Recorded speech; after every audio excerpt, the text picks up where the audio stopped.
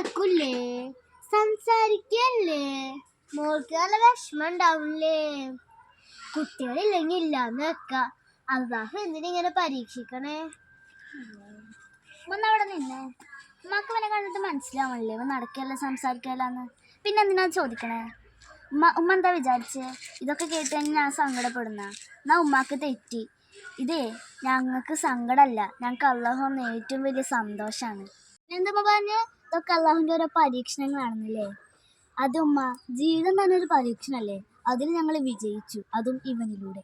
ഇങ്ങനത്തെ മക്കളുണ്ടായാലേ കരഞ്ഞു തളർന്ന് വീട്ടിലിരിക്കല്ല വേണ്ടത്, മറിച്ച് ഇവർക്ക് എവിടേക്കൊക്കെ പോകാനാണോ ഇഷ്ടം അവിടേക്കൊക്കെ ഞങ്ങൾ കൊണ്ടുപോകും. ഇതുപോലത്തെ ഒരുപാട് മക്കളുണ്ട്, ഇനിയും വരാനുമുണ്ട്.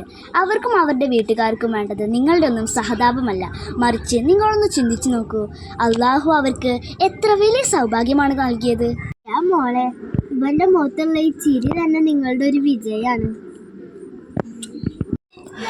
അതെ, നമ്മുടെ ഈ ലോകത്ത് ഇതുപോലെ ഒരുപാട് മക്കളുണ്ട്. സംസാരിക്കുവാനോ നടക്കുവാനോ ഒന്നിനും സാധിക്കാത്ത ഒരുപാട് കുറവുള്ള മക്കൾ.